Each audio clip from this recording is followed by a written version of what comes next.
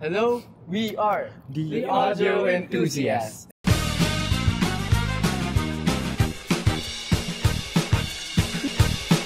And today we will be talking about Francisco Coching, the national artist for visual. What? The national Visual arts. the national artist for visual arts. Sorry, boss. So, since nandito naman na tayo, pero hindi naman tayo arts and design, STEM tayo dito, ba't nga ba natin kailangan malaman si Coching? Sino nga ba siya? Kasi rin-record tayo dito. Alam kong required tayo dito, pero ano mo na? Wala eh. Ang alam ko lang, comic artist siya. And personally, favorite kong magbasa ng webcomics. On webtoon. Magaling siya mag-drawing. He is famously known as the Dean of Filipino Illustrations. Brief background sa kanyang early life. Noong 15 pa lang siya, interested na siya mag-read, not read, write and draw. So, sa comics, magaling siya gumawa ng comics.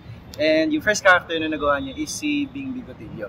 Si Bing Bigotillo ay character na binili ng first publication na katrabahuan niya, which is the Liwayway. And alam niyo ba na tumigil siya mag-aral para lang makapag-work sa Liwayway as illustrator. Nice choice.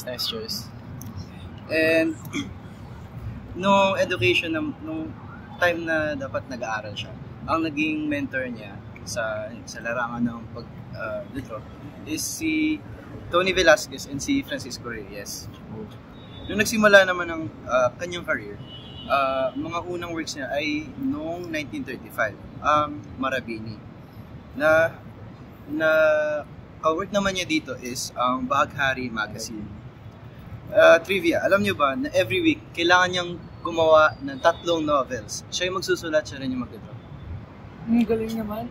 Isipin niyo kasi si Merx pa lang natutulog na isang period para lang mag-draw ng kamay ng Spider-Man. Paano pa kaya ito sa'yo? Tapos maglalagay siya ng words dun na parang nakasulat ng Tapos nag-drawing na lang siya. Oo, Kasi the organic chemistry teacher. Hindi ba ang physics visual arts dyan?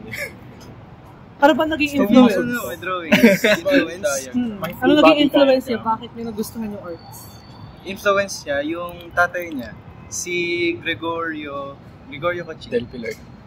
And as well as yung mentors niya, syempre. Pero, ayun nga, nung time noong 1935 is also the time ng war. Laking influence din to kasi nakasama siya sa guerrilla. And, luckily naman, UP.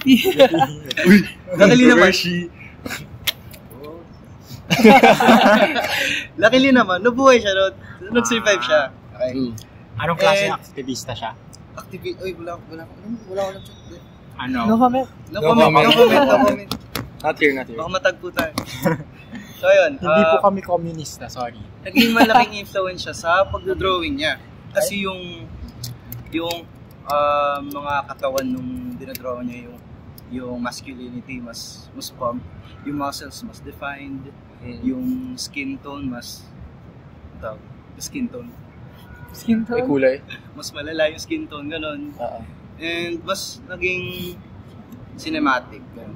Pero yung mga ginawa niya, hindi naman siya mas yung mga story. Baka isipin nyo kasi dumaan siya sa war. So gagawa siya ng mga mas war-related na mga comics. Hindi ganun actually. Isang halimbawa sa mga major works niya is yung Hagibis. Influenced to by Tarzan. And kasama niya gumawa nito ay ang Liwayway Magazine.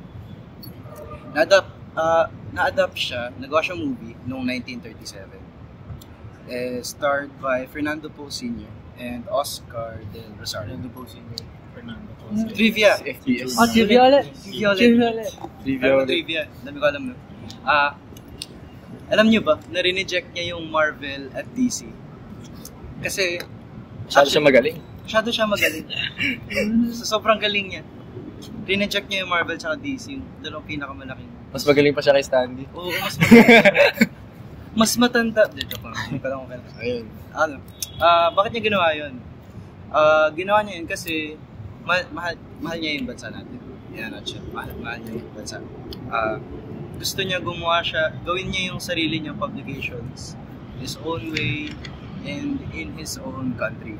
Ayaw niyang pumunta sa ibang bansa para mag-draw sa ibang company. Siguro kaya siya naging king of comics, no? Tanda ko rin, sabi ni Ma'am Crystal yan. Bale, para mabigyan ka ng national award, lalo na yung pagiging king of Filipino comics, dapat, syempre yung buhay mo, na sinuserve mo para sa Pilipinas, para sa bayan mo. Para right? sa kultura ng bayan. Hindi naman siya magiging king of Filipino comics kung gumawa siya ng comics para sa ibang bansa. Tsaka syempre, malaki din yung influence niya para sa comics culture ng bansa natin. Ang laki ng influence niya kasi isa pang trivia. Alam niyo ba na yung total na ginawa niyang literature ay 53 novels. Pero sa lahat ng novels na yun, 3 lang yung hindi nagawa movie. Pero ang dami nun. So, bale 50 lahat. 50 lahat na adaptions ang nagawa sa novels niya. Ang dami nun. Oh yes. Doon sa mga sikat na works niya. Kaya mas lalo siyang sumikat.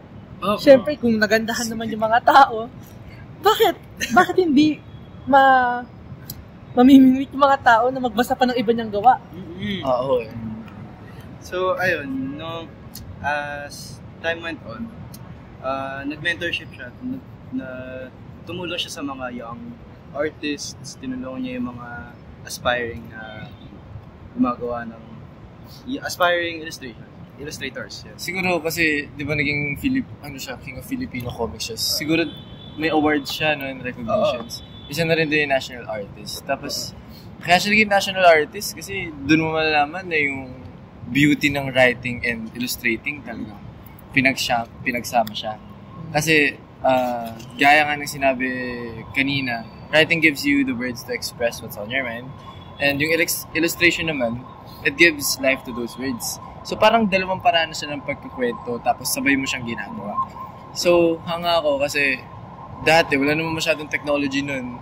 Unlike ngayon, yung paggagawa natin ng logo natin sa Nyeredita, feeling ko siya, makakagawa siya ng sulat kamay lang, tapos makakagawa na siya ng kwento. Siguro nakagawa na yun ng 5 variants. Oo. Talented. Siguro 1 week tapos na tayo. May pure self-expression siya na ang sarap sa feeling na ang daming medium na pwedeng gamitin to express yourself. Tapos kung hindi mo kaya ng words, may may drawing. So, pero pag hindi naman kaya ng drawing, edi lagyan natin ng words, di ba? So, it's a bridge to imagination. Parang binibridge niya yung imagination and reality. Kasi hindi naman tayo magkakaroon ng mga fictional na mga ganito na maganda. And at the same time, maganda yung drawing, maganda na yung storytelling. So, yun yung naging niya sa mga manga artists ngayon. Yung influence niya sa modern visual artists. Pero minsan nga hindi masyadong popular yung art sa Pilipinas. Mas lalo na sa comics na tao. Especially sa Twitter, let's say, ang pinaka-popular na alam ko, yung nasa Korean webtoon, Mage and Demon Queen. Ma'am, sorry. Huwag mo pansinin yun. Sa Twitter, Tarantadong Kalbo. Tapos ang alam ko lang na app ngayon, currently, pero defunct na sila dahil may issue yung owner.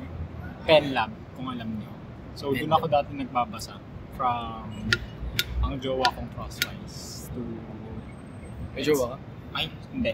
Akala ko. Yun yung title. Title game. Akala ko may jowa. Tapos yung isa pa, nang ma-inlove ako sa Kristan. Yeah! Dalawang tatlo. May tatlo pa lang sa Kristan dito. May love ako sa sakristan. Pero maganda yung story niya. Okay. Plot point niya. Okay. Pero halos lahat yung badili. Hi, Von. Von. So parang ganun nga, hindi masyadong popular. Pero isa siya sa naging catalyst. Para at least may paalam yung Pilipino sa comics. Let's say, ang pinaka-popular, ang pinaka-popular ngayon, Pinapawisan. nasaan yung jacket ko? A few moments later. Aray ko. Pwede yun. Kunin mo yung payong natin, Sid. Pawis lang yan. Pawis lang yan. Kaya yan. The show must go on. The Show Must Go On. Let's say 13, yun yung pinaka-popular sa net. Kasi naging Netflix Yes, series naging Netflix siya. Yung yung creator niya, I forgot his name. Pero sobrang, Alam ko na influence naging naging mentor niya si Francisco Cochi. Robbie. Sa alam ko. Lodi. So, layo talaga nung inabot nung legacy So, niya. let's say, pero hindi lang siya. Let's say, si Jonah Hex Ng DC. Tapos Black Orchid, Star-Lord, yung mga artist na na-inspire niya, sila yung gumawa sa kanila. Si Star-Lord, si Jonah Hex, Black Orchid. Talagang, Pero, Half Filipino si Star-Lord. half Filipino. talagang, national artist talaga siya. Talagang naging worldwide yung presence niya. Dahil sa mga niya, pinulong niya. And mostly, parang mythology yung favorite niya yung topic. Oo, napapansin ko. Oo. Tapos nasa era pa siya of superheroes. Except yung El Indio ba yun? Hindi siya mythology, more Mythology. Pero mostly, puro superheroes sila. Kasi, if I'm correct, 1940s to 50s, doon nag-popularize yung mga superheroes. Dahil after the war, tapos tumataas ang nationalism. Lord, please, Lord, please, bigyan mo pa kami ng konting oras. Ikat mo muna. Hindi, kaya to. Kaya. Oo, kaya yan. Tapos puro superheroes, yun nga. 1940s to 50s after the war, tapos mataas pa yung nationalism nila. Kaya, inspired very heavy. Example, si Captain Barbell, si Garnang, si Elastic Man.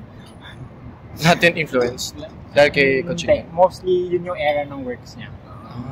Yun yung ka-era niya. Oh, okay. So, puro superheroes talaga yung era.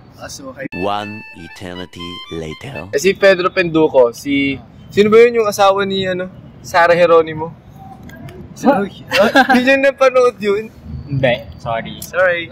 Sorry, hindi talaga popular ang may dahilan naman eh. May dahilan naman. Si Pedro Penduko, sino nga ba yun? No, familiar yung pangalan niya sa atin. Oo nga. Pero Ewan ko nakita ba't na ba naisip na ko si sino Bako ba? ito? So, si Pedro Penduko, siya? Pero Fiction, parang alam ko may movie siya recent. Madami siyang movie. So, si Pedro Penduko, fictional character siya dito sa Philippines na popular to the point na there was 6 ata na adaptations. So, short overview, si Pedro Penduko, first appearance niya sa Liwayway magazine ni actually karamihan naman ata ng works niya dun lumalabas. So, ang personality niya is often depicted siya as simple, ordinary Filipino man. Sometimes tinatamad siya or underachiever siya. So, karamihan nga ng mga hindi pala karamihan ng Pilipino, masipag ang Pilipino. So, Masipag ang Pilipino. Masipag ka ba? Masipag ang Pilipino. Oo ba? Yung editor na to masipag. Ay, Masipag yan. Love you, Marcus. So, ang simple story niya, si Pedro Penduko, he starts as an ordinary Filipino and then he rises as a superhero that faces battles with the supernatural beings. And then, supernatural beings, sa mythology ni Pedro Penduko, yung kwento niya is rooted in Philippine folklore. So, hindi siya basta-basta na aliens, katulad sa other countries na may mga alien, may mga robots. Ang kinakalaban ni Pedro Penduko is yung mga local supernatural creatures, yung mga aswang, Manananggal. Kapre, tikbalang, manananggal. Sabay. May sinasabi ka? Sa Kristan. Sa Kristan ka eh. Ano sinasabi mo Lloyd? Wala. Ayan, karma yan. Ano? It's better to educate the people. Sa mga works ni Kochi, lagi niyang pinapreserve yung folklores. Mapapansin ka na may mga traditional beliefs sa gawa. At doon nagtatapos ang aming podcast. Umuulan na po. Umuulan na. And we are really sacrificing our devices here. Pero yun, ang aming podcast tungkol kay Francisco Oching. And again, we are the Audio Enthusiasts. Bye-bye! Bye-bye! Bye!